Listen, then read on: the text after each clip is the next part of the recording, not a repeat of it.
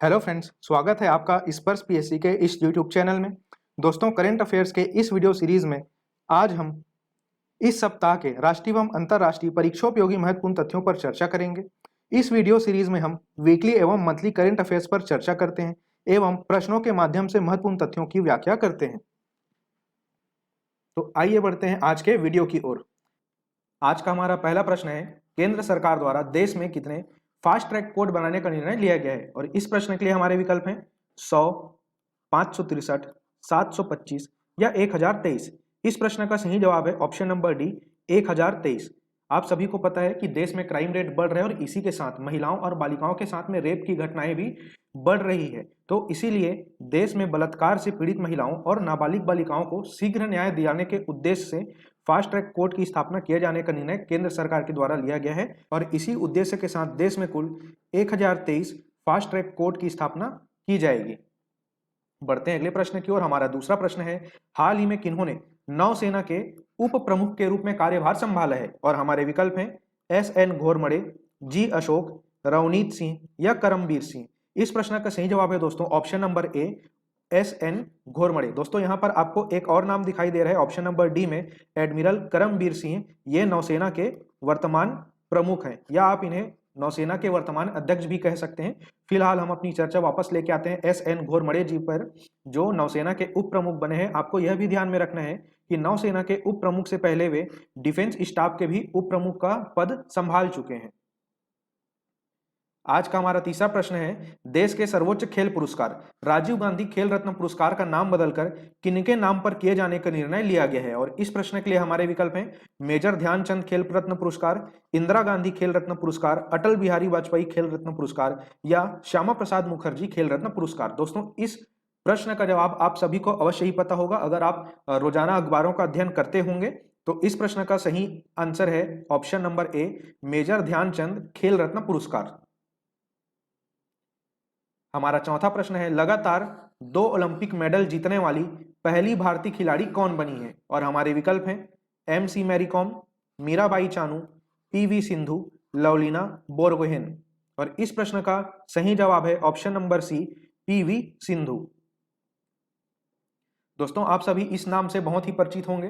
PV. Sindhu Bharat देश की बहुत ही प्रसिद्ध बैडमिंटन खिलाड़ी हैं और इन्होंने टोक्यो ओलंपिक 2020 में कांस्य पदक जीता है और इसी प्रकार वे लगातार 2 ओलंपिक में मेडल जीतने वाली पहली भारतीय खिलाड़ी बनी हैं।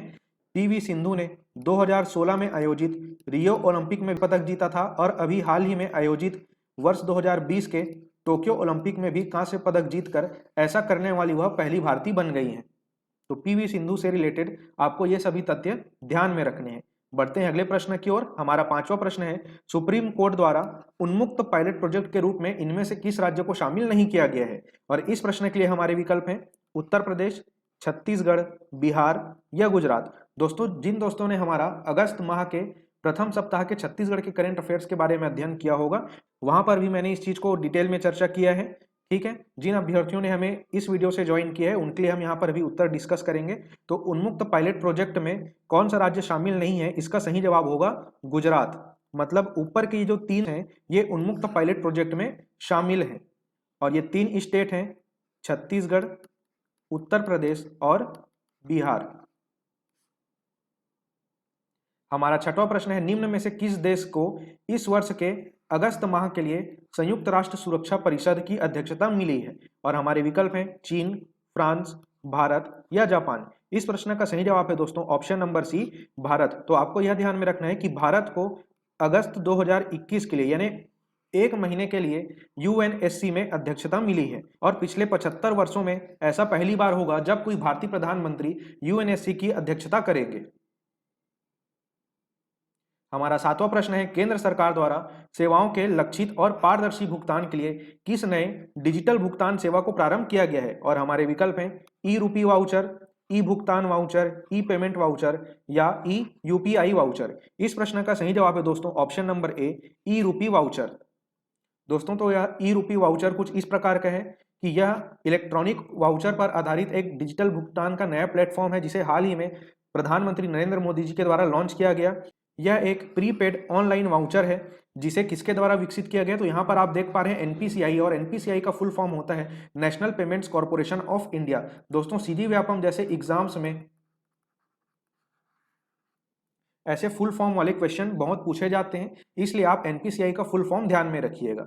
ठीक है, अब हम वापस आते हैं ई रूपी वाउचर पर। तो इस प्लेटफॉर्म से भुगतान के जरिए यह सुनिश्चित हो जाएगा कि जिस व्यक्ति को जिस किसी भी काम के लिए आपने पैसा दिया है वह पैसा उस व्यक्ति द्वारा उसी काम में उपयोग हो, जिससे कि लक्षित, पारदर्शी और लीकेज फ्री डिलीवरी में मदद मिलेगी। हमारा अगला प्रश्न है, हाल ही में एशिया का सबसे ऊंचा तिरंगा कहां पर फहराया जाएगा? और हमारे विकल्प हैं लखनऊ, अटारी बॉर्डर, दिल्ली या कश्मीर। इस प्रश्न का सही जवाब है दोस्तों ऑप्शन नंबर बी, अटारी बॉर्डर। दोस्तों अटारी बॉर्डर पर पहले 360 फीट का तिरंगा फहराया जाता था, लेकिन पड़ोसी देशों का झंडा ज्यादा ऊपर होने के कारण हाल ही में इसमें 100 फीट की अभिवृद्धि की गई और कुल 460 फीट के तिरंगे के साथ यह एशिया का सबसे ऊंचा तिरंगा बन गया है। हमारा 9वां प्रश्न है, हाल ही में दुनिया का पहला अंडर वाटर स्कल्पचर म्यूजियम कहां पर खोला गया है? और हमारे विकल्प हैं साइप्रस, भारत, जापान या स्वीडन। इस प्रश्न का सही जवाब है दोस्तों ऑप्शन नंबर ए, साइप्रस। तो आपको क्या ध्यान में रखना है कि साइप्रस में दुनिया का पहला अंडर वाटर म्यूजियम शुरू किया गया है, जिसे संरक्षित समुद्री क्षेत्र में बनाया गया है, और यह साइप्रस के आइया नापा नामक स्थान पर बनाया गया है।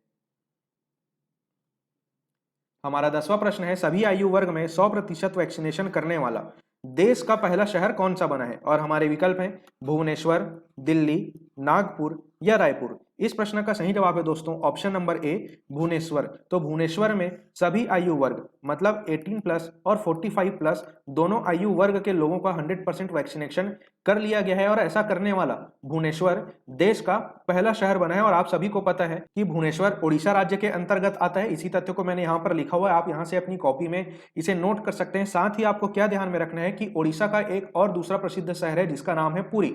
आप सभी को पता है पुरी पर्यटन के दृष्टि से पूरे भारत में बहुत ही फेमस है। तो ओडिशा का पुरी देश का ऐसा पहला शहर बन गया है जहां सभी घर में लोगों को 24 घंटे नल से शुद्ध पीने का पानी मिलेगा। और वहां पर यह दावा भी किया गया है कि अब पूरी शहर के लोगों को वाटर प्यूरिफायर की जरूरत नहीं पड़ेगी। तो इस प्रकार से यह खबर अपने आप में बहुत ही महत्वपूर्ण है, और ऐसे ही तथ्य परीक्षाओं में पूछे जाते हैं। ठीक है, तो आपको यह भी ध्यान में रखना है कि ओडिशा के वर्तमान मुख्यमंत्री कौन है? तो आप सभी को पता ही है, नवीन पटनायक जी वहां के वर्तमान मुख्यमंत्री हैं। और आपको कमेंट बॉक्स में मुझे बताना है कि ओडिशा के वर्तमान राज्यपाल कौन है। ठीक है, फिलहाल हम बढ़ते हैं अगले प्रश्न की ओर। हमारा 11वां प्रश्न है, टोक्यो ओलंपिक 2020 में भारतीय पुरुष हॉकी टीम ने कौन सा पदक जीता? और हमारे विकल्प हैं स्वर्ण, रजत, कांस्य या नन ऑफ द एबोव। इस प्रश्न का सही जवाब है दोस्तों ऑप्शन नंबर सी, कांस्य पदक, जिसे हम इंग्लिश में ब्रॉन्ज मेडल कहते हैं। तो आप सभी को पता ही होगा, भारतीय हॉकी टीम ने टोक्यो ओलंपिक में जर्मनी को हराकर यह ओलंपिक कांस्य पदक जीता है, और 41 वर्षों के लंबे अंतराल के बाद भारतीय टीम में हॉकी में कोई पदक जीता है। इससे पूर्व 1980 में आयोजित मॉस्को ओलंपिक ने भारत की हॉकी टीम ने पदक जीता था।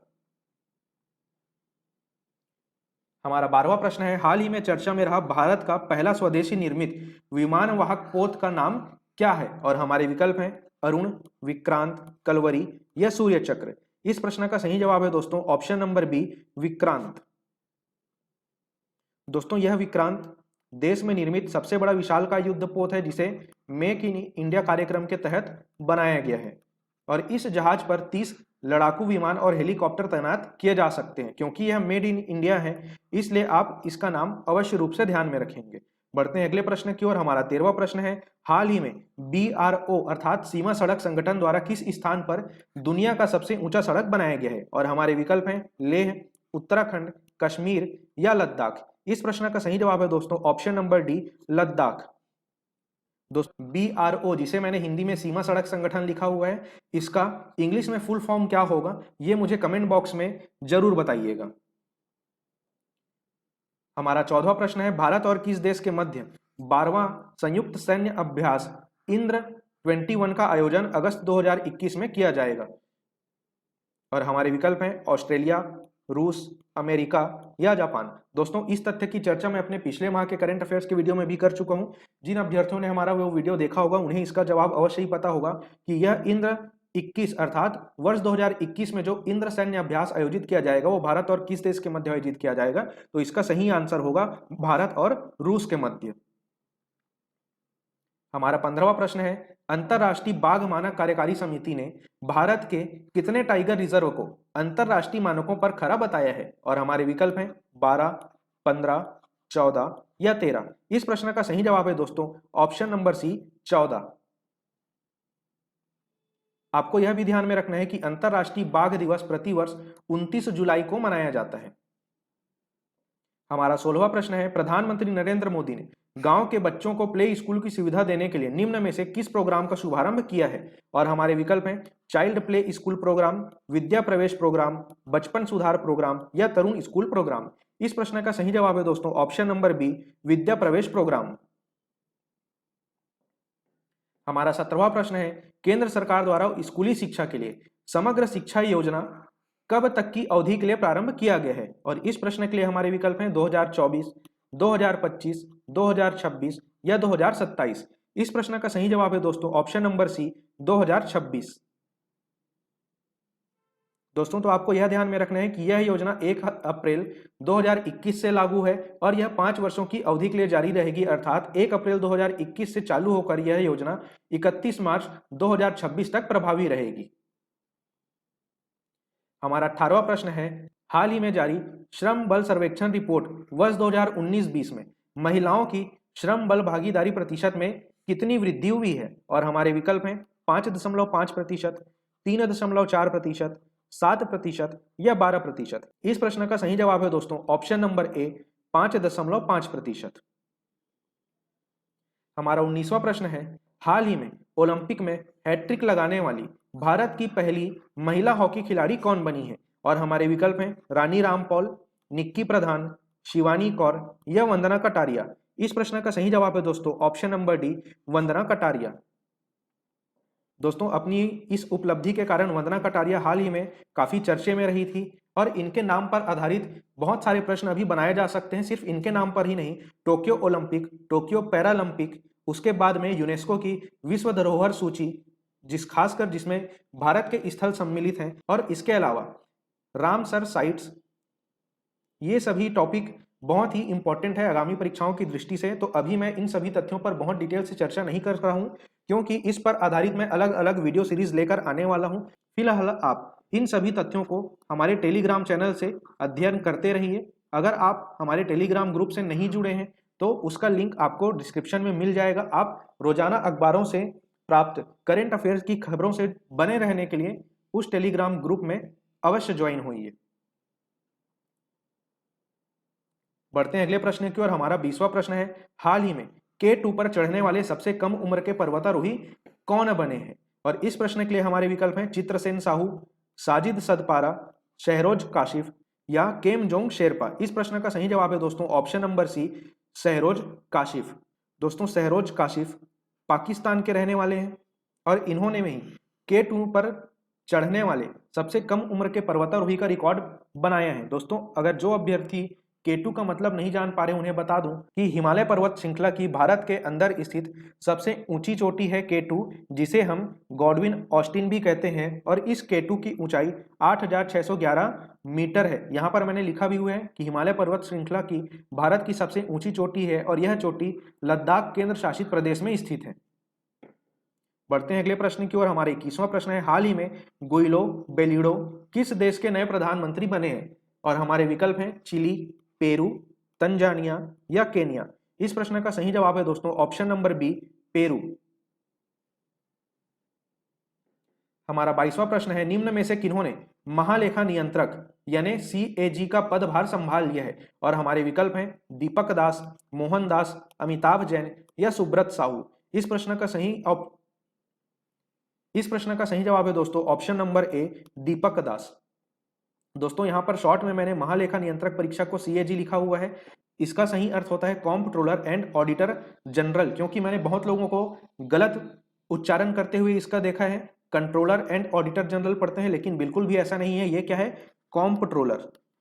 ठीक है, तो आज से आप भी इसको ऐसे ही पढ़िएगा, कॉम्प्ट्रोलर एंड ऑडिटर जनरल। यहां पर मैंने लिखा हुआ है कि दीपक दास जी ने 25वें महालेखा नियंत्रक का पद संभाला? दोस्तों यहाँ पर आपको दीपक दास जी के क्रम का भी ध्यान में रखना है, ये है 25वां, ठीक है। और ये पिछले सीएजी जो थे गिरीश चंद्र मुर्मू जी, इनके स्थान पर अपना पदभार ग्रहण करेंगे। बढ़ते हैं अगले प्रश्न की ओर। हमारा 23वां प्रश्न है, हाल ही में भारत और किस देश के बीच हल्दीबाड़ी चिलाहाटी रेल लिंक सेवा शुरू हुई है? और हमारे विकल्प हैं म्यांमार, बांग्लादेश, नेपाल या पाकिस्तान। इस प्रश्न का सही जवाब है दोस्तों ऑप्शन नंबर बी, बांग्लादेश। आज का हमारा 24वां प्रश्न है, हाल ही में भारत के लिए किस महिला मुक्केबाज ने अपने पहले ही ओलंपिक में कांस्य पदक जीत लिया है? और हमारे विकल्प हैं एमसी मैरी कॉम, मीराबाई चानू, लवलीना बोरगोहेन या निकिता ठाकुर। इस प्रश्न का सही जवाब है दोस्तों option number C, Lovlina Borgohain. हमारा 25वां प्रश्न है, देश के किस स्थान पर एयरक्राफ्ट और हेलीकॉप्टर का पहली बार उत्पादन करने के लिए प्लांट लगाया जाएगा? और इस प्रश्न के लिए हमारे विकल्प हैं बरेली, अमरेली, अहमदाबाद या मुंबई। इस प्रश्न का सही जवाब है दोस्तों ऑप्शन नंबर बी, अमरेली, जो कि उत्तर प्रदेश में स्थित एक जगह है जहां पर एयरक्राफ्ट और हेलीकॉप्टर का उत्पादन करने के लिए प्लांट लगाए जाने की घोषणा की गई है। दोस्तों इस वीडियो में सिर्फ इतना ही। जल्द मिलेंगे आपसे अगस्त माह के दूसरे सप्ताह के छत्तीसगढ़ से संबंधित समसामयिकी खबरों के साथ। तो इंतजार कीजिए हमारी अगली वीडियो का। इस वीडियो को अंत तक देखने के लिए आपका धन्यवाद।